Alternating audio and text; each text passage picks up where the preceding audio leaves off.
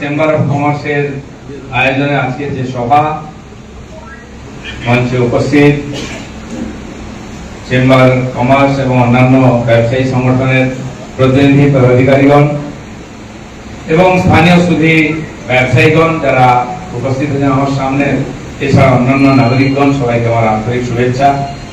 কদিন পরে ভগবান জগন্নাথের রথযাত্রা আসছে, তার অগ্রিম শুভেচ্ছা জানাই। নতুন বছর, নতুন সরকার, নতুন আশা নিয়ে সবাই এসছেন। আমি আশা করব কি হতাশ হবেন না। যেভাবে সরকার 2 মাস শুরু করেছে, বিশ্বের কোন জায়গায় কোন সরকার এত তাড়াতাড়ি এত ডিসিশন নেয়নি, কাজ করেনি। এই কাজ করার সুযোগ আপনারাই দিয়েছেন আমাদের। এই বাংলায় গত 50 বছর ধরে সারা দেশ দুনিয়া এগোচ্ছিল, আমরা পেছচ্ছিলাম। আর এই সময়ে যারা দেশের অর্থনীতিকে চাঙ্গা করতে পারেন, এগিয়ে নিয়ে যেতে পারেন, তারা হচ্ছে ব্যবসায়ী, যারা টাকা রোজগার করেন না, টাকা খরচাও করেন, নিজেরা উপার্জন করেন, খরচা করেন, সঙ্গে সঙ্গে আরো 10 জনকে কাজও দেন, তার পরিবারকে দেখাশোনা করেন। সবচেয়ে বেশি টার্গেট হয়েছেন ব্যবসায়ীরা, ব্যবসায়ী, শিল্পপতি, ছোট ব্যবসায়ী, বড় ব্যবসায়ী। আমার পরিচিত বহু ব্যবসায়ী যারা একটু বড় বড় ব্যবসা করেন, তারা বাংলা ছেড়ে চলে গেছে। কলকারখানার মালিক, জুট মিল প্রায় সব বন্ধ ছিল। এক্ষুনি আমি পাট চাষিদের একটা প্রোগ্রাম পাশে করে আসছি। ব্যবসায়ীরা ছিলেন, চাষিরা ছিলেন, বিজ্ঞানীরা ছিলেন। তো জুট মিল বন্ধ। যিনি ভদ্রলোক একজন ছিলেন সঞ্জয় কাজারিয়া, বহু বছর ধরে জুট নিয়ে কাজ করে। তিনি বলে আমার 4টা মিল আমি শুরু করে দিয়েছি, নতুন 15টা মিল এই মাসের মধ্যে শুরু হয়ে যাবে, হয়ে যাবে। আমি জিজ্ঞেস করলাম যে একটা মিলে বছরে কত ট্রানজিকশন হয়? মোটামুটি বলে 4 থেকে 500 কোটি টাকা একটা জুট মিল। তো 15টা যদি হলে আর 500 কোটি টাকা হয়, 15 পাঁচে 7500 কোটি, 7,500 কোটি টাকার নতুন ট্রানজাকশন খালি জুটে হবে। আর সেই টাকাটা কি বলছে, 200 কোটি টাকা তো একটা মিলের লেবারকে দিতে হয়, কাঁচামাল ইত্যাদির জন্য আর 200 কোটি টাকা, বাকি যন্ত্রপাতি এটা ওটা 100 কোটি টাকা। তো লেবারের কাছে টাকা গেলে সে কোথায় আসবে? প্রথম আপনার কাছেই আসবে, ব্যবসায়ীর কাছে। চাষিদের কাছে টাকা গেলে কোথায় আসবে? আপনার একটা জায়গায় 2টো কাপড় কিনবে, ছেলে মেয়েকে পড়াবে, ভালো খাওয়া দাওয়া করবে, স্ত্রীকে পারলে একটা গয়নাও কিনে দেবে। যারা এখানে সোনার ব্যবসায়ী এনে তাদের কাছে তো টাকা এলে টাকা বাজারে যাবে, টাকা ঘুরবে, সবার কাছেই যাবে, সবার মুখে হাসি ঘুরবে। টাকা যদি আশাই বন্ধ হয়ে যায়, আপনি বা কি করবেন, আমি বা কি করতে যাবে কোথায়? আর করতে গেলে আপনি বা কোথায় যাবেন? কেন্দ্র সরকারের বহু প্রকল্প আছে। তার মধ্যে সবচেয়ে একটা বড় প্রকল্প আপনারা জানেন, নারেগা, 100 দিনের কাজ। এত দুর্নীতি হয়েছিল, কেন্দ্র সরকার বন্ধ করেছিল টাকা। এবারে তার জন্য প্রায় 13,000 কোটি টাকা এসছে আমাদের কাছে বাজেট। 13,000 কোটি টাকা, 125 দিন হয়ে গেছে কাজ। জিরামজি নতুন করে শুরু হয়েছে এই মাস থেকে, গত মাস থেকে নারেগা শুরু হয়েছে 100 দিনের, এবার 125 দিনের কাজ শুরু হয়েছে।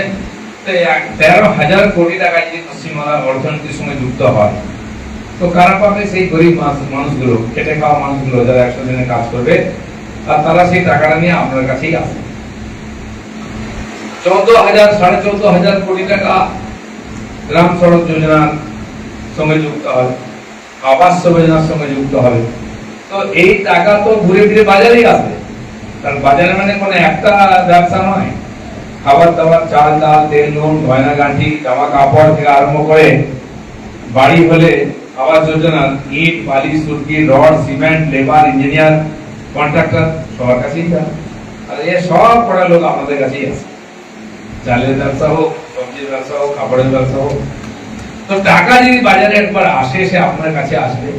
আপনি আবার সেই টাকাও তো বাড়িতে রেখে দেবেন না, বাইরে একটা দোকান করবেন নতুন, নাহলে আপনিও আপনার জীবন স্তর উন্নত করবেন, কাঁচা বাড়ি পাকা করবেন, একতলা দোতলা করবেন, একটা সাইকেল থাকলে বাইক কিনবেন, গাড়ি কিনবেন। আর্থিক অবস্থা ভালো হবে, ছেলে মেয়েকে ভালো স্কুল কলেজে পড়াবেন। তো এটা মানুষ তো চাই। জীবন স্তর সবার উন্নত হবে। মাননীয় মোদীজি যখন প্রধানমন্ত্রী হলেন 14 সালে, প্রায় 130 কোটি মানুষ ছিল আমাদের দেশে, এখন প্রায় 145 কোটি হয়ে গেছে। 130 কোটির মধ্যে 30 কোটি মানুষ অতি দরিদ্র সীমার নিচে ছিল, মানে বাড়ি ঘর চাল ছিল, কিছুই ছিল না। মোদীজি বলেছিলেন প্রথম দিন যে এই সরকার গরিবের সরকার, গরিবের জন্য নিবেদিত, এবং গরিব কল্যাণ যোজনা শুরু করেন।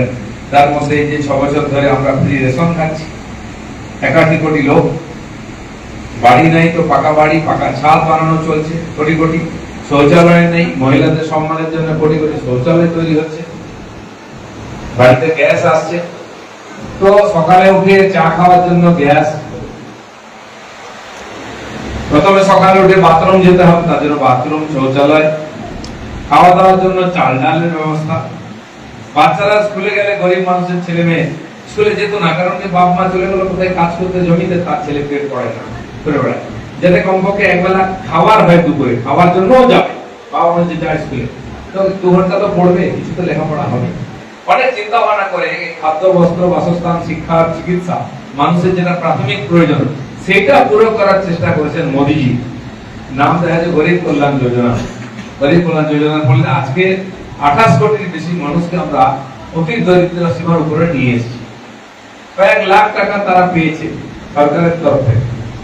কোন কোন সরকার আবার ভোটের জন্য লক্ষ্মী ভান্ডারের মতো প্রোগ্রাম করেছে, কেবল ভোটের জন্য, কারণ 3.5 লক্ষ পুরুষ লক্ষ্মী ভান্ডার পেতেন পশ্চিমবাংলায়, কারণ তাদের দেওয়া কি মানে হয়, কোন নিয়ম কানুন নেই। আজ আমাদের সরকার বলছে অবশ্যই দেবো আমরা গরিবদের, যেমন মোদীজি দিয়েছেন, যার প্রয়োজন আছে। হাই স্কুলের মাস্টার, তার বউ গরিব, সে লক্ষ্মী ভান্ডার পাচ্ছে, কি করবে? বিউটি পার্লারে যায়, বিউটি পার্লারে যাওয়ার জন্য তো সরকার টাকা দেবে না, আপনার ছেলে মেয়ের পড়াশোনার জন্য দেবে, চিকিৎসার জন্য দেবে, বাড়িঘর ঠিক করার জন্য দেবে, জীবন স্তরের প্রয়োজনীয় জিনিস দেওয়ার জন্য দেবে। সেটা আজ আমরা 3000 টাকা করেছি, সার্ভে করে যার দরকার আছে 10টা ক্যারেক্টারের মধ্যে তাকে দেওয়া। এর জন্য কেন্দ্র টাকা দিচ্ছে 60, আমরা 40 দিচ্ছি। এরকম বহু সরকারি প্রকল্প আছে কেন্দ্রের, যেগুলো এই রাজ্য নিত না, কারণ কেন্দ্র সরকারের নাম আছে। আমরা সেখান থেকেও হাজার হাজার কোটি টাকা নিয়ে আসবো এবং খরচা করবো, তার জন্য আপনাকে প্ল্যান বানিয়ে দিতে হবে। টাকাটা তো আনো আগে, খরচা হবে, এখানকার মানুষের পকেটেই যাবে, বাংলার অর্থনীতি উঁচু হবে। কিছুদিন আগে আমি গেছিলাম, একটা সিএ যারা পড়ে স্টুডেন্ট, তাদের একটা প্রোগ্রাম আমাকে ডেকেছিল, কলকাতার যে ওই কনভেনশন সেন্টার আছে না, বিশ্ববাংলা, সেখানে 4000 স্টুডেন্ট এসেছিল। আমি তাদের কাছে, যারা অর্গানাইজার ছিলেন, সিনিয়র সিএরা গেছিলাম, কি হয়, কেমন ব্যাপার, আমরা তো জানি না। সিএরা স্কুল কলেজে যায় না, বাড়িতে বসে পড়ে, পরীক্ষা দেয়। তো সিএর কাজ হচ্ছে আপনার হিসাব দেখে অডিট করে দেওয়া, তবে তো আপনি জমা দেবেন কি। তো আমি একদিন জিজ্ঞেস করলাম কি পরিস্থিতি, কোথায় কি, এখানে কত সিএ আছে পশ্চিমবাংলায়? বলে পশ্চিমবঙ্গ, উড়িষ্যা আর নর্থ ইস্ট মিলিয়ে 35,000 সিএ আছে। বুঝতে পেরেছেন কত, মানে প্রায় 20 কোটির কাছাকাছি পপুলেশন আছে, তার জন্য 35,000 সিএ। আর কেবল মহারাষ্ট্র আর গুজরাট মিলিয়ে 1,30,000 সিএ আছে। মানে ব্যবসা করছে তারা, ব্যবসা আছে বলে ওখানে কাজ করছে, এখানে গিয়ে কাজ করছে। তো মহারাষ্ট্র আর গুজরাট মিলিয়ে কত, 16, 17, 18 কোটি হবে লোক। 1,30,000 আর আমাদের মাত্র 35,000। বুঝতে পারছেন ব্যবসার অবস্থা কি? টাকা নাইলে হিসাবটা কিসের করবে? এই অবস্থা আজকে। ব্যবসায়ীদের বিরুদ্ধে আন্দোলন 35 বছর ধরে তো চলবে না, চলবে না। ব্যবসায়ী শিল্পপতিরা সবচেয়ে বড় শত্রু, যারা টাকা লুট করলো তারা শত্রু। শত্রু কারা? যারা পয়সায়, নিজের পয়সা, যেটা ভাষণে আমাদের মাননীয় সভাপতি বলছেন যে আমরা নিজের পয়সা খরচা করি, কোন গ্যারান্টি নেই, ডুবে গেল ব্যবসা, আপনার গেল। রিস্ক নিয়ে এক জায়গা থেকে জিনিস নিয়ে এসে এক জায়গায় পৌঁছে দিয়ে, মানুষের যেটা প্রয়োজন, ডিমান্ড থাকলেই সাপ্লাই হয়। ডিমান্ড কখন হয়? যখন মানুষের প্রয়োজন আছে, সে বাজারে গিয়ে খুঁজে, দাদা ওই চালটা কোথায়, ওই কাপড়টা কোথায়। তো নিজের রিস্ক নিয়ে এক জায়গা থেকে এক জায়গায় জিনিস নিয়ে, ধার নিয়ে সে জিনিস পৌঁছে দেয়, ক্ষতি হলো তো তারই গেল, কেউ দায় থাকে। কোভিডের কথা বলছিলেন, এবারে কোভিডে ব্যবসা বাণিজ্য, মার্কেট, বিশেষ করে ছোট ব্যবসায়ী বন্ধ ছিল, রেডিমেড কাপড়ের দোকান বন্ধ, খাবে কিনা? 200-300 টাকা দিনের ইনকাম হয়, তাতেই সংসার চলে। এক মাস চলবে, 1.5 মাস চলবে, 2 মাস চলবে, আর কত চলবে? কত জমা আছে? 1 বছর 1.5 বছর বন্ধ। সরকার লোন দিয়েছে, 2 লাখ টাকা লোন নিয়ে তুমি ব্যবসা শুরু করো, যাও হাটে হাটে করো। 2 মাসের 6 মাসের মধ্যে 1 বছরের মধ্যে ফেরত 1 লাখ টাকা, আবার 2 লাখ টাকা নাও। আমি বহু লোককে তখন দেখেছি কোভিডের পরে, যারা সেই সময় সেই লোন নিয়ে ব্যবসা করে জমা করে আবার জম দিয়েছেন, তাদেরকে আমরা পুরস্কৃত করেছি। পলিসি পাল্টেছে সরকারের। অনেকবার কি হতো, ব্যবসায়ীকে বা ছোট ব্যবসায়ীকে, ছোট কারখানার মালিককে, এমএসএমই কে লোন দেওয়া হতো 2 লাখ, 3 লাখ, 5 লাখ, 10 লাখ, 20 লাখ যা আছে। এখন তো অনেক বড় হয়ে গেছে স্কেল। যদি প্রথমবার নিলেন আর ডুবে গেল ব্যবসা, সরকার আর লোন দিত না, সরকারের টাকা গেল, আপনারও গেল। এখন সরকার বলছে ঠিক আছে, নতুন ব্যবসা করতে গেছে, পারেনি, ভুলে গেছে, ডুবে গেছে, তুমি আবার চেষ্টা করো, আবার লোন দেবো তোমাকে। যখন আপনি ভাববেন যে আমি তো একটু রিস্ক নিই না, বলে আমার লাভ, যদি ক্ষতি হয় আছে তো সরকার আমার পেছনে। এই যে সাহসটা, ব্যবসায়ীকে সাহসটা দেওয়ার কি হচ্ছে না, সে একা বাজারে। তো সেই জন্য ব্যবসায়ীদের পিছনে দাঁড়ান। আপনারা জানেন বিজেপি ব্যবসায়ীদের পার্টি, সবাই বলে হ্যাঁ আমরা ব্যবসায়ীদের পার্টি। ব্যবসায়ীরা নিজেকে অন্যকে খাওয়ায়, বাকিরা তো নিজেরাই খায়। চাকরি করে, বড় অফিসার হয়ে যায়, সে কি করে? যত ব্যবসায়ী যত তার বেতন দিই, আমার ডিএটা বাড়াতে হবে, সে কি বলবে আমার পেনশনটা বাড়াতে হবে, কল্যাণের সুবিধা করে দেয় নিজের পরিবার। কিন্তু ব্যবসায়ী একটু ব্যবসা বাড়লেই একটা লোক রাখে। আপনি কাঁধে করে কাপড় বিক্রি করতে যেতেন, হাটে দোকান দেন, একটু ভালো বিক্রি বাটা হয়, আপনি টাকা লাগিয়েছেন, মাল বেশি এনেছেন, আর একটা লোক গেলে তুইও আমার সঙ্গে যাবি, তোকে 200 টাকা দেবো, সাইকেলে করে মালটা আমাকে পৌঁছে দিবি। কি করেন কিনা? একটা লোকের পরিবার চলছে। যদি মনে হয় একটা দোকান ভাড়া নিয়ে নিলেন কোথাও, এবার একটু আর হাটে হাটে ঘুরবো না, 10-5 লাখ টাকা আবার পুঁজি, আর 2-3 লাখ টাকা দিয়ে একটা দোকান নিলাম ভাড়া, বসবো। তো সেখানে 2টো কর্মচারী যায়, একটা রাখে, 2টো রাখে, যেমন সেল বাড়ে। তো সঙ্গে সঙ্গে সে মনে করে যে কাজ বাড়াতে হবে, একটা লোক রাখছে, তার পরিবারটাও পালন করছে। তো ব্যবসায়ী দুনিয়ার এক জায়গা থেকে আরেক জায়গায় জিনিস পৌঁছায় নিজের রিস্ক। ডুবে গেল, নষ্ট হয়ে গেল। আলু ব্যবসায়ী, আমি আন্দামান নিকোবরে 8.5 বছর ছিলাম, ওখানে গল্প শুনতাম।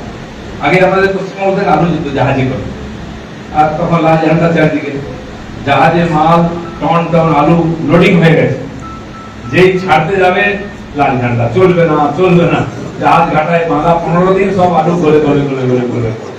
বহু ব্যবসায়ী সর্বশান্ত হয়ে ব্যবসা ছেড়ে দিয়েছে। এই যে আলু পচে গেল, তার কোথা থেকে কি আছে, সে তো গেল হাওয়া, হয়েও সর্বশান্ত হয়ে। এই সংস্কৃতি থেকে মানুষ আজকে বেরিয়েছে, তাই লোকের পরিবর্তন চেয়েছে। আর গত সরকার যে 15 বছর, সে ছোট ফুটপাত, পানের দোকান থেকে আরম্ভ করে বড় ব্যবসায়ী, মিল মালিক, কাউকে ছাড়েনি ওরা, সর্বশান্ত করেছে। লুট পাট, কাটমানি, কালোবাজারি, যা যা করার দরকার, আপনি দাম বেশি দিন, কিন্তু আমাকে দিতে হবে। ব্যবসায়ীর পিছনে কেউ দাঁড়ায়নি, ব্যবসাকে ঠান্ডা করেছে বলে আজ অর্থনীতি কোথায় নেমে গেছে আমার দেশ। যখন স্বাধীন হলো, স্বাধীনতার আগে তো বাংলা 1 নম্বর ছিলই ভারত, স্বাধীনতার পরেও আমাদের বাংলা 24% জিডিপি ভারতের টোটাল জিডিপির সঙ্গে দিত। মানে 1/4 ভাগ আমরা দিতাম বাংলা থেকে, বাকি রাজ্যগুলো মিলে 3 ভাগ। সেটা নামতে নামতে সিপিএম এর আমলে পর্যন্ত 15% রেখেছিল, এখন 8-9% চলে গেছে। এগিয়ে বাংলা স্লোগান হচ্ছে, আর সব দিক দিয়ে পিছিয়ে যাচ্ছে। ব্যবসা বাণিজ্য না করলে টাকা পয়সা আসবে না। আজকে সরকার বলছে টাকা নেই, টাকা আসবে কোথেকে তোমার কাছে? রেভিনিউ দেবে কে? যে ইনকাম করবে সে %, কর্মচারী দেয় ইনকাম ট্যাক্স, কত পার্সেন্ট, কত ইনকাম করবে তার? এটা 1 লাখ 2 লাখ টাকা ইনকাম করবে, মাসে 30-40-50 হাজার টাকা সে ট্যাক্স দেবে। আপনি 5 লাখ টাকা ইনকাম করবেন, আপনি 1 লাখ 1.5 লাখ দেবেন। ব্যবসায়ী তো দিতে পারবে না, দিতে না অনেকে। আজকে যে 17টা ট্যাক্স দিতে হবে একজন ব্যবসায়ী, 17 ধরনের tax, one nation one tax. আজ জিএসটি লাগু হয়েছে, তার জন্য 2-3 বছর লেগেছে এটা বুঝতে, ঠিকঠাক করতে। কিন্তু মোদী বলছে না, এটা হবেই। আজকে সবার সুবিধা, সরকারের সুবিধা, ট্যাক্স বেড়েছে, আপনার সুবিধা। একবার জেনে নিন, না পারলে আপনার যে আছে সে বলবে একবারে ভরে দিন ট্যাক্স, আপনার কাছে ফেরত চলে আসবে। যেটা জিএসটি সরকার পেয়ে গেল, আপনি নিশ্চিন্ত থাকার মতো, চমকে আর কেউ টাকা এই ট্যাক্স দেওয়া কেন, দেন 10,000 টাকা দাও, দিন আর না দিন আপনাকে দিতে হতো, আজ চমকাতে পারছে না কেউ। সে নিশ্চিন্ত ভরে দিন, বাড়ি থেকে ভরে দিন, কোনো বেড়া চোখ দেখাতে পারবে না। যখন জিএসটি হলো, কত বিরোধিতা সবাই, 17 বছর ধরে আলোচনা চলছে জিএসটি লাগু হওয়া উচিত, লাগু হওয়া উচিত। প্রণব বাবুর মতো তিনি অর্থমন্ত্রী ছিলেন, তখন থেকে চেষ্টা হচ্ছে আরো দম ছিল না লাগু করা। মোদী বলে করতে হবে, চলো চালু করো, কি সমস্যা আছে আমরা মিলিয়ে নেবো আস্তে আস্তে। অনেক জিনিস ট্যাক্সের বাইরে ছিল, অনেক জিনিসকে ঢোকানো হয়েছে, অনেক জিনিসকে বার করা হয়েছে, না এগুলো ট্যাক্স দরকার নেই, কৃষিজ পদার্থ, কাপড় চোপড়, হ্যাঁ করে ঢোকেছে। আজ কেমন জায়গায় এসে সবাই খুশি। শুরু হয়েছিল 60,000 টাকা, 60,000 কোটি টাকা মাসে ইনকাম হতো, সেটা বাড়তে বাড়তে 1 লক্ষ কোটি টাকা প্রতি মাসে। আজকে 1,60,000 কোটি টাকা প্রতি মাসে সরকার জিএসটি পাচ্ছে। তার মানে লোকও আজকে দৈনিক ট্যাক্স দিতে সারা বছর লুটবে অফিসাররা, তার চেয়ে একবার দিয়ে তো ভালো করে টেনশন নেই, তার চেয়ে কমে হয়ে যাচ্ছে। ইনকাম ট্যাক্স কত দিত? 3 কোটি 3.5 কোটি লোক দিত। ওই সরকারি কর্মচারী যাদের হিসাবটা সরকারের কাছে কেটে দিলে কেন করে, ব্যবসায়ীদের অনেকে দিত না, ধরার উপায় ছিল না। সরকার যখন এই সুবিধা দিয়েছে, মানুষ হেসে হেসে নিয়ে ট্যাক্স দিচ্ছে। আজকে 10 কোটির বেশি লোক ইনকাম ট্যাক্স দিচ্ছে। অল্প পরিমাণ হলেও যত বেশি লোক দেবে সরকারি ইনকাম বাড়বে।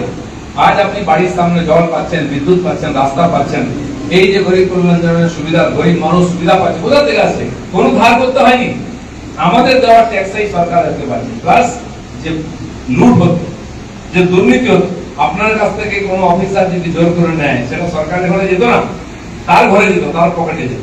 আজকে সরকারের এই আয় বেড়েছে, বললাম যে 60,000 কোটি থেকে 1,60,000 কোটি টাকা প্রতি মাসে ইনকাম, প্রতি মাসে 1 লাখের বেশি কোটি টাকার বেশি জিএসটি জমা পড়ছে সরকারের ঘরে। তো সরকার সেটাই ফেরত দিচ্ছে। আপনি সরকারকে যে ট্যাক্স দেন, সরকার সেটা সমাজকে ফেরত দেবে। সরকার কোথায় নিয়ে যাবে? আপনার রাস্তাঘাট, জল, বিদ্যুৎ, স্কুল, কলেজ, হসপিটাল, এটাই তো বানাবে। আজকে হয়েছে দুর্ভাগ্য আমাদের পশ্চিমবঙ্গে এমন রাজ্য, সারা জীবন চলবে না চলবে না হয়ে গেল, কর্মচারীরা করবো না, করতে দেবো না। কোন ব্যবসায়ী আসবে এখানে ব্যবসা করবে, কোন বড় ইন্ডাস্ট্রি আসবে, সে দেখতে সব জায়গায় গিয়ে নো এন্ট্রি বোর্ড লাগানো আছে, এখানে ঢোকা যাবে না, এখানে করা যাবে না। ব্যবসা বাড়বে কি? সমস্ত সুবিধা তখন থেকে ভারতবর্ষে, এখন ব্যবসায়ী, ইংরেজরা ব্যবসায়ী জাতি, দুনিয়াতে ব্যবসা করতে গিয়ে সাম্রাজ্য বাড়িয়েছে। তারা রেল লাইন করেছিল, সারা দেশ থেকে মাল লুট করে নিয়েছে কলকাতা বন্দর দিয়ে নিয়ে যাবে। এখানে বন্দর করেছিল ব্যবসায়িক কারণে, মালপত্র নিয়ে করে।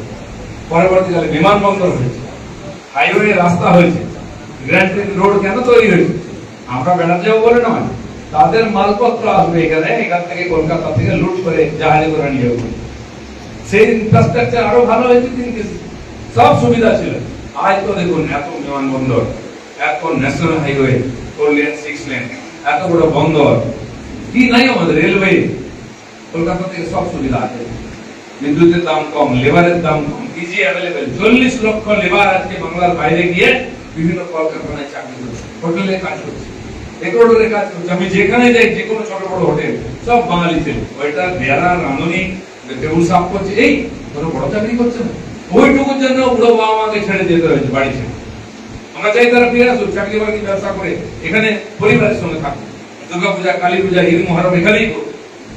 কেন বুড়ো বাবা মাকে ছেড়ে যাবে? কেন পরিবেশ ছেড়ে যাবে? পেটের জন্য দুনিয়ার লোককে আমরা চাকরি দিচ্ছি, দুনিয়ার লোককে ব্যবসায়িক জন্য ডেকে নিয়েছি। বড় বাজারে মার্কেটের ব্যবসা করেন, বড় বড় যত চেম্বারে দেখুন, আমার 10টা চেম্বার দেখা করেছে আমার সঙ্গে, বড় বড় সবই হিন্দিভাষী। তো কজন বাঙালি আছে? বাঙালি ব্যবসা করতে হলে তাকে চুষে খাবো, ব্যবসা করতে দেবো না, তার বিরোধিতা করবো। বাঙালি কেন রিস্ক নিয়ে ব্যবসা করতে যাবে? পুঁজি নাই, লোন নিতে যাবেন আপনি, আগেই 10% কাট নিয়ে নিল। আপনি 2 লাখ টাকা নেন, 20,000 টাকা তাকে দিয়েই দিতে হবে। তো আপনার যেটা লাভ, সেটা তো কে গেল পেতে? গলা টিপে মারা হয়েছে ব্যবসায়ীদের ব্যবসা। আমরা তার পরিবর্তন চাই। তো দিয়ে আপনি একটা দোকান পার্মানেন্ট করেছেন, আপনার বাবা সে দোকান করেছে, 40 বছরের দোকান, হঠাৎ দেখলেন দোকানের সামনে দুটো হুমকি লেগে গেল, হকার সে বসে গেল, জামা কাপড় টাঙিয়ে দিল। আপনার কাপড়ের দোকান সামনে একজন ফিলি দিয়ে, কে ঢুকবে ভিতরে? দেখাই যায় না দোকানের বোর্ড। হয় নেতা বসিয়েছে, নাহলে পুলিশ বসিয়েছে, সে রোজ দেয় 100 টাকা 10 টাকা। আপনার ব্যবসা ডুবে গেল। আপনি ইলেকট্রিক বিল দিচ্ছেন, আপনি ভাড়া দিচ্ছেন, আপনিও রোড ট্যাক্স দিচ্ছেন পুলিশকে, তারপরে আপনার ব্যবসা বন্ধ, আপনি হাঁটাতে পারবেন না, কেউ হাঁটাবে না। আমরা বলছি তা চলবে না, ফুটপাতে ব্যবসা চলছে, রেল লাইনে রেলের প্ল্যাটফর্মে ওটা ব্যবসার জন্য নয়, লোক দাঁড়াবে বলে করবে বলে নিজের থেকে খালি হয়ে গেল। আমি গেছিলাম মেচুয়া কলবাজারে, আমি কোনোদিন যাইনি, এত বিকেট আছে, একটা বাইক দিয়ে যাওয়া যায় না, 60 ফুটের রাস্তা। ওখানকার ব্যবসায়ীরা এখন আমার কাছে এসেছিল, মুক্তার বললো আগে বক্তব্য, এখন ব্যবসায়ী ভালো নেতাগিরি করে, দাদা आपको आना होगा, আমি কি করবো, আমি ফলের ব্যবসা করি, ভাই আইয়ে না একবার দেখনে কি हमको সম্মানিত করেंगे। আমি সকালবেলা মর্নিং ওয়াক করি, আমি ভাই সকালবেলা 7:30 যাবো, রেডি তো? হ্যাঁ আইয়ে আইয়ে। সকাল 7:30 আমি পৌঁছে গেছি, গিয়ে দেখি 500-700 লোক সভা করে বসে আছে। আমি কি রে ভাই 7:30 কলকাতায় 500-700 লোক, দেখবে 1000 লোক, ওই ব্যবসায়ীরা সব। আমি অবাক হয়ে গেলাম, সে রোড ফাঁকা চওড়া, আমার লোকাল এমএলএ ছিল সঙ্গে, বলছে দাদা দেখুন এই রাস্তা কোনো রাস্তা দেখিনি আমরা, একটা বাইক দিয়ে যেতে পারতাম না, ফটাফট গাড়ি যাচ্ছে মাঝখানে, আর 400 যদি গাড়ি যায় 200 গাড়িতে লোক আসে দেখতে যে সত্যি সত্যি খালি হয়েছে। আপনি বলুন তো, মেচুয়া থেকে আমরা লাঠিপেটা করেছি, কাউ এটা অ্যারেস্ট করেছি, কাউকে কেস দিয়েছি কি দিইনি। আর সবাই মনে করছে যেটা চলছে এটা ঠিক না, রাস্তাঘাট বন্ধ করে ব্যবসা করতে গেলে সবাই করছে। আপনার দোকান আছে ওখানে, তার সামনে 3টে দোকান বসে গেছে, আপনার দোকানে কে যাবে, যাবেই বা কি, রাস্তাই নেই, সব খালি হয়ে গেছে। আমি খুব ব্যবসা করবো, 2-3টে দোকান করো না, কিন্তু রাস্তা বন্ধ করে না, প্রায় 150 গাড়ি ফল রোজ ওখানে খালি না, ট্রাক সব দেশ থেকে আসে, এত বড় ব্যবসা। মানুষ চায় এটা, কারণ মানুষকে খারাপ করা হয়েছে, ইনডিসিপ্লিন করা হয়, কে করেছে? পুলিশ আর নেতা, সেই বসিয়েছে, আর সেই বসিয়ে বাধা দেবে, কে নাম বলবে, সে রক্ষক সেই ভক্ষক। আজ মানুষ বুঝেছে এটা ভুল, এটা ঠিক নয়। পশ্চিমবাংলা রামচন্দ্র লোক ভয় পায়। এখন আমি কদিন ছিলাম দিল্লিতে, সব দেখা হচ্ছে ব্যবসায়ীদের, পুরোনো পরিচিত, আমি এমপি ছিলাম, বাড়ি বাড়িতে যেতাম, কলকাতা বড় ব্যবসায়ী ওখানে ফ্যাক্টরি করেছে, গুরগাঁও থেকে এদিক ওদিক, বাড়িতে যেতাম রাত্রেবেলা, খাওয়া দাওয়া করতাম, কাজ কিছু দেখি পার্লামেন্ট যাও ঘুরে, আর কি হলো, সব পালিয়ে আসছেন পশ্চিমবাংলা ছেড়ে, কি করে চলবে, বাংলার উন্নতি কি করে হবে? আসুন বাংলায়, বলছে আপনারা আগে আসুন, তারপর আমরা আসুন। এবার আমি বললাম আমরা তো এসে গেছি, এবার আসুন। বলছে দাদা এই মাসেই কলকাতায় অফিস নেবো, নতুন করে আবার ব্যবসা করবো, জমি দিয়ে আমি ফ্যাক্টরি করবো। মুম্বাই গেছিলাম, 11 ঘন্টা ছিলাম, একটা ওই সমাবেশের প্রোগ্রাম ছিল, সন্ধ্যা 7টায় গেলাম, সকালে 5:30টায় বেরিয়ে এলাম। ব্যবসায়ী অনেকে যারা আয়োজন করেছিলেন, বাঙালিরা প্রচুর ছিলেন, তারাও বলছেন দাদা জুলাই মাসে আমরা অফিস নেবো কলকাতায়, লোক পাঠিয়ে দিচ্ছি। তো সারা ভারত, সারা বিশ্বের থেকে মানুষের নজর এখন পশ্চিমবঙ্গে, লোক বুঝে গেছে বিজেপি এসছে মানে ব্যবসা বাণিজ্য হবে। আর আমরাও চাই যেখানে যত জমি আছে সব দেখা হচ্ছে। কালকে দুটো গ্রুপ এসে শিল্পমন্ত্রী তাপস বাবুর সঙ্গে দেখা করে, উনি যখন ওইখানে আছেন, আমার কাছে একটা গ্রুপ এসে এলিগেন্ট স্টিল, তারা বড় স্টিলের ফ্যাক্টরি করবে, তাদের জায়গা আছে দুবরাজপুরের ওখানে, 400-450 একরের বেশি, কেউ দখল করেছে, কেউ বসে গেছে, নেতারা ধমকা, তো তারা ভোটার করতে গেছিল, আটকে দিয়েছে। আমি ওনাকে ফোন করছি, ফোন ধরছে না, দেখি টিভিতে লাইভ চলছে, তখন তাদের মিটিং চলছে, মোমো চলছে। আমি ওনাকে বললাম, পরে ফোন করেছেন যে তুমি ফোন করেছিল, হ্যাঁ এই জন্য যে বিরাট বড় পার্টি একটা আমার কাছে বসেছিল, আমি আপনার কাছে পাঠাচ্ছি, আপনি কথা বলেন, তারা কাজ করতে চায়, তাকে সহায়তা করুন, ডিএমকে বলে দিন। তো এখন কম্পিটিশন লেগেছে, কে কত আসবে, কত তাড়াতাড়ি কাজ শুরু করে। কারণ পশ্চিমবাংলায় যে ধরনের ব্যবসা করার সুযোগ আছে অন্য কোথাও নেই, সেই সুযোগটাকে বন্ধ করে দিয়ে বাংলাকে গরিব করা হচ্ছে। লুটপাট, এই যে তোলাবাজি, এই সিন্ডিকেট কাটমানি, আজ বালি এক ট্রাক কত দাম কলকাতায়, 3 গুণ 4 গুণ দাম বেড়ে গেছে, কোনো কারণ নেই। মোড়ে মোড়ে বালির টাকা, গাড়িকে আটকে টাকা না, আমরা সব বন্ধ করে দিয়েছিলাম, পুলিশ করে বন্ধ করে আগে সব খাদান, একটা লাইসেন্স আছে 3টে খাদান থেকে বালি, বুঝলেন, লুট করছে, আর সবাইকে দিয়ে যাচ্ছে পকেট। মেজোটা ছিল 1 মাস বন্ধ ছিল, বালি ক্রাইসিস হয়ে গেল, কারণ যেগুলো লেগাল আছে খুলে দিন, ইনলিগাল করে খুলবেন না। যদি ওখানে বালি আছে সেটাকে অকশন করা হবে, পয়সা দিয়ে তারপরে বালি। আর প্রত্যেক গাড়িতে কমসে কম 1000 টাকা কম করুন বালি, সমস্ত মানুষকে রুটে নেওয়া হয়। একটাই ব্যবসা পশ্চিমবঙ্গে এখন, ওই কনস্ট্রাকশন, ফ্ল্যাট আর রিয়েল এস্টেট, আর কোনো ব্যবসা নেই। একটা জমি 3 বার বিক্রি হয়েছে, 3 জনের কাছে কাগজ আছে, কে মালিক হয়ে, তারা লড়াই করে করছে, যে দিতে পালিয়ে গেছে টাকা, যত নম্বরই হয়েছে। এসব বন্ধ হবে। আর যারা গন্ডগোল করছে সব ভেতরে গিয়ে ভাত খাবে, কাউকে বাড়ি থাকতে হবে। শুরু হয়ে গেছে মানুষের অভ্যাস হয়ে গেছে। 50 বছর ধরে কোনো আইন কানুন নেই পশ্চিমবঙ্গে। এই যে জেনারেশন দাঁড়িয়ে আছে তারা দেখছে যে যা ইচ্ছা করো, কে কি করবে, কোনো দাদা থাকলেই হলো, কোনো পুলিশের সঙ্গে জানা থাকতে হবে। বাড়িপুরে যে দুর্ঘটনা ঘটেছে একটি মেয়ের সঙ্গে কি দরকার চলছে এক সপ্তাহ ধরে, সরকার যা বলেছিল তাই 24 ঘন্টার মধ্যে অপরাধীদের ধরে নিয়ে এসেছে। একটা পালিয়ে যাচ্ছিল, পুলিশকে উল্টো গুলি করেছে, ওখানেই ধরাম, উল্টো গুলি দিয়েছে। এই যে মেসেজ চলে গেছে না, সরকার 24 ঘন্টার মধ্যে ধরে নিয়ে এলো, সরকারের কাজ ঠিক আছে, কিন্তু ঘটনা তো হয়ে গেছে, একটা মেয়ের তো প্রাণ গেছে। এই ঘটনা যদি না হয়, এই মেসেজ যেটা একদিন আরজি করের মতো একটা এত বড় হসপিটাল, একটি মেয়ে সাধারণ বাড়ির মেয়ে সর্বস্ব দিয়ে তাকে ডাক্তারি করেছে, সেই মেয়েটা 36 ঘন্টা ধরে ডিউটি করেছে, 3 দিন ধরে ওখানেই থেকেছে। তারপরে তার সঙ্গে যে ধরনের নৃশংস হয়েছে, খুন ধর্ষণ, যেভাবে আপনি কল্পনা করুন। আর যারা করেছে তাদেরকে বাঁচাচ্ছে কে? পুলিশ অফিসার, বলছে কে? নেত্রী। সেই 3 জন পুলিশ অফিসারের প্রথম দিন সাসপেন্ড করেছে, একজন আইপিএস অফিসার, তার মধ্যে মহিলাও আছে। তোমাদের বিবেক একটু কাঁদলো না? একটা মায়ের চোখে জল, এরকম একটা জঘন্য ঘটনা, বাঙালির মুখ পুড়িয়ে দিয়েছে, তাকে বাঁচাচ্ছ, সব সাসপেন্ড করা এবং সব জায়গায় শুরু হয়েছে। না আজ যে পরিস্থিতি তৈরি হয়েছে, আমরা চাই আপনার হাত তুলে কাজ করুন, আরো ইনভেস্ট করুন, ভালো করে ব্যবসা করুন। আর কোন সমস্যা কোনো দিকে এলে যত বড় নেতাই হোক, যে পাঠিয়ে পুলিশকে বলবেন, পুলিশ না শুনলে আমাদের স্থানীয় সমস্যা যা হচ্ছে, ছোটখাটো সমস্যা বহু জায়গায়, আপনার দোকান অন্য কবজা করে বসে আছে, সে ঘুরে বেড়াচ্ছে, তার শোনার কেউ নেই, যে শুনবে সে তো ভাগ নিয়ে বসে আছে। সেজন্য এখানকার এমএলএ যিনি আছেন তার সঙ্গে কথা বলুন, পুলিশ প্রশাসনের সঙ্গে তিনি কথা বলবেন। আর নাহলে কোনোভাবে আস্তে আস্তে উপরে যাবে, আমরা দেখবো। পুলিশকে বলা হয়েছে যে আপনি খোঁজ খবর নিন, অ্যারেস্ট করতে হবে, জেলে ঢুকাতে, এরকম নয়। কথাবার্তা বললে একবার ডেকে পাঠালেই ঠান্ডা হয়ে যাবে, ডেকে পাঠাবো, কথা বলুন, কেন এটা বলছে, কাগজ দেখুন, যার জিনিস তাকে ফেরত দিন। সবাই যেন নির্ভয়ে কাজ করতে, নির্ভয়ে ব্যবসা করতে পারে, কোনো দাদাগিরি, লুটপাট এগুলো চলবে না। তবে এত বছরের অভ্যাস তো সবার অভ্যাস খারাপ, রাতারাতি পাল্টাবে না।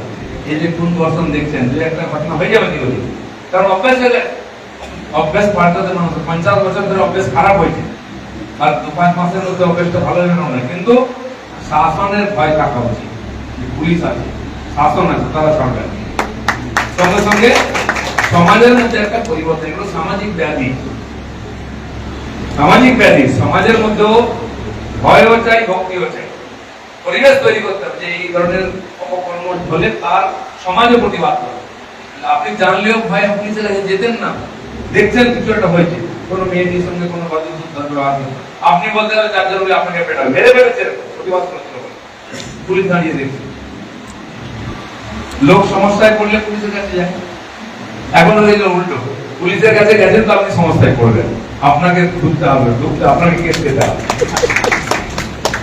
মাননীয় প্রধান মুখ্যমন্ত্রী প্রথমেই বলে দিয়েছে যে আপনার অভ্যাস অনেক খারাপ হয়ে গেছে, অনেক অপকর্ম করেছেন, এখন ঠিকঠাক করুন, নাহলে কাউকে ছাড়া হবে। তো সেই জন্য এই যে পরিবর্তন, খালি এটা ভোট দিয়ে দিলাম, রাজনৈতিক পরিবর্তন এইটুকু নয়, প্রত্যেকটি মানুষের মধ্যে পরিবর্তন হয়, সমাজের পরিবর্তন দরকার। আইন শৃঙ্খলা থেকে স্বাস্থ্য, শিক্ষা, অ্যাডমিনিস্ট্রেশন সবকিছুর মধ্যে পরিবর্তন হবে, সময় লাগবে। এত বছর আমরা অপেক্ষা করেছি, 2-4 মাস তো সময় দিতেই হবে। আমাদের যারা সরকারে এসেছি, আমরা কোনো সরকার চালাই, আমাদেরকে শিখতে হচ্ছে, জানতে হচ্ছে গন্ডগোল কোথায় আছে, লুটপাট কোথায় হয়েছে, কত চুরি চামারি হয়েছে, কোথায় পুকুর পড়ে আছে রাখা হয়েছে, সেগুলো বোঝাতে সময় লাগবে একটু। কিন্তু আপনি জেনে রাখুন, দিন রাত সবাই কাজ করছে, আপনারাও দেখতে পাচ্ছেন পরিবর্তন হচ্ছে। সেই পরিবর্তন আরো স্থায়ী হোক, সবার সহযোগিতা চাই। সবাই মিলে পরিশ্রম করুন, নিজের কাজ করান। আপনার কাছে পয়সা এলে ওই পয়সা আমার কাছে সরকারের কাছে, আপনার পকেটে যত পয়সা আসবে সরকারের কাছে তত পয়সা আসবে, আর সরকার সেটা আপনাদেরকেই ফেরত দেবে কোনো না কোনো সুবিধার মাধ্যমে। নতুন বাংলা গড়াটা সবার দায়িত্ব, সবাই মিলে চেষ্টা করুন। আর তার জন্য আলাদা কিছু করতে হবে, আপনি আপনার ব্যবসাটা ঠিকঠাক নিয়ম মতো, যে সমাজে থাকেন, যেখানে থাকছেন সেখানে একটু সতর্ক থাকেন। সমাজে এই ধরনের ঘটনা হলে যোগ্য জায়গায় জানান, কেউ যেন চুপ করে না থাকে, অপমান সহ্য করে বা অত্যাচার হয়। আগে লোক মুখ বন্ধ করে থাকতো, কেউ শুনতো না, আজ শুনবে, কাজ হবে। মুখ্যমন্ত্রী নিজে ছুটে গেছেন বাড়ির ঘুরে। অন্য সময় তো বিরুদ্ধে যেতে দেওয়া হতো না, দিনের পর দিন ঘটনা ঘটেছে, আমাদেরকে রাস্তায় আটকানো গেলে উল্টো গাড়ি ভাঙা হতো। এখন সবাই বলছে যান আপনি প্রতিবাদ করুন, কথা বলুন, আপত্তি নেই। মুখ্যমন্ত্রী নিজে গেছেন, অন্য মন্ত্রীরা গেছেন, পুলিশ প্রধানকে নিয়ে গেছেন, কথা বলুন। রাতারাতি রেডি করে সব করে কাউকে ছাড়া হবে। এটা হচ্ছে সরকার, সরকার তার কাজ করবে। কিন্তু এই ঘটনা না হয় তার যেন সমাজকে সতর্ক থাকে, সেটা আপনার আমার সবার দায়িত্ব আছে। সেটা এই যে নতুন বাংলা বলতে আমাদেরকে 50 বছর পিছনে গেছে, তাকে 5 বছরের মধ্যে সেই জায়গায় নিয়ে আসতে হবে, যেটা আমরা নেতৃত্ব করতে হবে। সব সুযোগ আছে এখানে, মানুষের বুদ্ধি আছে, যোগ্যতা আছে, পয়সাও আছে, পরিশ্রমও করতে পারি আমরা, ইমানদারিও আছে। জেনারেল বাঙালি চোর নয়, ডাকাত নয়, ভ্রষ্টাচার নয়। কিছু নেতা, কিছু মানুষ রাজনীতির সঙ্গে এবং প্রশাসনের যুক্ত, তারাই চুরি জামারি করে, তাই মনে পুরো বাংলাটা করে সাধারণ মানুষ কেউ চোরটা নয়। বাঙালি এখনো সিম্পল থাকে, plain living, high thinking. Master মশাই স্কুলে সাধারণ জামা কাপড় পরে, আগে সাইকেলে যেতেন, এখন হয়তো বাইকে যান। প্রফেসর, বড় ব্যবসায়ী, তাকে দেখে বোঝা যাবে না যে 5 কোটি টাকার মালিক। আমরা সিম্পল লিভিং করি, সবাইকে নিয়েছি দেখি, এটাই বাঙালি। বিনা কারণে চুরি করি না, সবাইকে গরিব করেছে। মানুষ কি করবে? খাবার নাই, দাবার নাই, বাড়ি ঘর নাই, এখন সেটা করার দরকার নেই। প্রজাপতি কমান খান, আমরা সঙ্গে আছি। স্যার, আপনার কাছে একটু আপডেট চাই।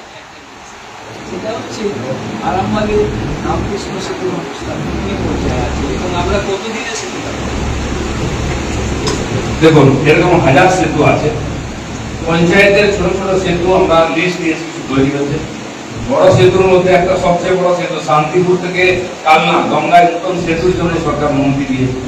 বেশ কিছু বড় ফ্লাইওভার, বেশ কিছু হচ্ছে। আপনাদের এখানে আমি বহুবার যাতায়াত করি, সব কাঠের সেতু আছে। ভগবানই তৈরি করেছে আমাদের এখানে এত নদী নালা জল, যেমন তার জন্য এটা উর্বর হয়েছে, সেরকম আমাদের জীবনযাত্রায় কিছু সমস্যাও আছে।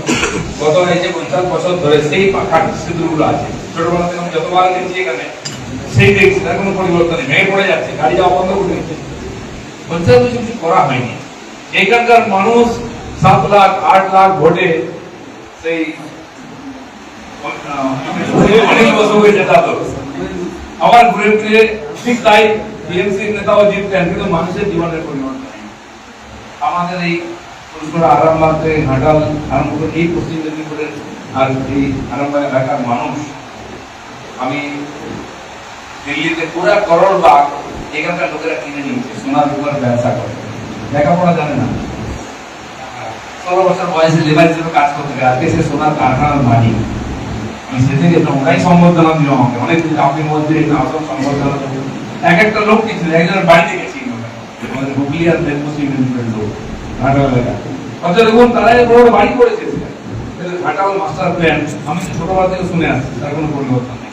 আমাদের সরকার ঘোষণা করেছে আমরা 60% দেবো, মানে কেন্দ্র আর রাজ্য 40% দিয়ে করবো। ওই 40% দেয়নি, এখানকার রাজ্য সরকার বলে হয়নি, মাস্টার প্ল্যান হবে। তার সঙ্গে সঙ্গে এই সমস্ত কিছু হবে। প্রথমবার বাজেট, অন্তর্বর্তী বাজেট হয়েছে, যেগুলো হয়নি আমি আমাদের বিধায়কদের বলেছি, আপনারা যা যা আছে লিখিত দিন, রাস্তা সেতু সব হবে। এবং 1-2 বছরের মধ্যে ধীরে ধীরে সব কটাকে আমরা পাকা সেতু করার চেষ্টা করবো। এবং হাতের মাস্টার প্ল্যান গেলে এলাকার বন্যাও হাঁটা নিয়ন্ত্রণ হবে। সময় সাপেক্ষ ব্যাপার, বললাম না 50 বছর অপেক্ষা করেছেন, আর 2-5 মাস 1 বছর 2 বছর অপেক্ষা করুন, সবই হবে, চিন্তা করবেন। ঘাটাল যখন প্রশ্নটা উঠলো, তো ঘাটাল বন্দর, যেটা খানাকুল বন্দরে, ওই ব্রিজটা বহুদিন থেকে আমাদের বাপ কাকারও শুনে এসছে, ব্রিজের ব্যাপারটা সবই হবে, চিন্তা করবেন না। ওই ব্রিজটা যদি হয়ে যায়, মানে একটা বন্দর মার্কেটটা মানে বন্ধ হয়ে যাচ্ছে, এবং ওইটা যদি সব যে কটা মার্কেট আছে, যে কটা রাস্তা, সব জায়গায় ওই জায়গাটা আমি আপনাকে বলছি, অটল বিহারীর সময় আসামের ব্রহ্মপুত্র সেতুর ভিত্তিপ্রস্তর স্থাপন হয়েছে। অটলজি যে 98-99 আর 2000 এর সময় সে ডুবডুব করে ব্রিজ চলছিল, মোদী যে সে ব্রিজ শেষ করে উদ্বোধন করলেন। 8 কিলোমিটার লম্বা ব্রিজ, মুম্বাইতে সমুদ্রের উপর দিয়ে 18 কিলোমিটার হাইওয়ে হয়েছে, ফ্লাইওভার, উনি শেষ করেছেন। বাংলায় তো সব আমরা পা রেখেছি, মোদিজি বলে গেছে 5 বছরের জন্য আমাদের দিন, আমরা বাংলাকে পাল্টে দেবো। মোদি যেটা বলেন সেটা করেন, ফাঁকা আওয়াজ দেন না। আমরা শুরু করেছি, আপনি 1 বছর দেখুন, পয়সার অভাব হবে না। কিন্তু একসঙ্গে তো এই হাজার হাজার কোটি টাকা খরচা করা সম্ভব নয়। কিন্তু এইসব জায়গা যার জন্য আমরা পিছিয়ে, যেখানে কিছু মানুষ এত গরিব কর্ম আছে, খালি যাতায়াতের ব্যবস্থা একটু করে দিন, আপনারা রাস্তায় জবর করে দেবেন। আমার পুরো বিশ্বাস আছে, আপনারাও সরকারের উপর বিশ্বাস রাখুন। যারা ভরসা করেছেন, বিশ্বাস রাখতে হবে। পরিবর্তন আমরাই করবো। সবাইকে ধন্যবাদ। ভারত মাতা কি। ঘটনা বলা হয়েছিল যে বারাসাত না, আমরা যা বলি তাই করি। যারা আগে ধর্ষণের প্রতিবাদ করছেন, এখন দুষ্কৃতকারী কেন মারা গেল তারা প্রতিবাদ করছেন, তাদেরকে জিজ্ঞেস করুন। আইনের শাসন বলতে হচ্ছে না, লোক বুঝতে পারছে আইনের শাসন কি, আর আগামী দিনেও দেখতে পাবে আইনের শাসন। আর যারা আইন মানবে না তাদের কি হবে সেটাও দেখতে পাচ্ছে। আশা অনেক তৃতীয় বর্ষ বার্ষিক সম্মেলনে সর্বোচ্চ আপনারা যারা এখানে উপস্থিত হয়েছেন মাটিগাড়া তারা সকলেই তারপর কোনো না কোনো ব্যবসায়ী সংগঠনের কর্ণধার।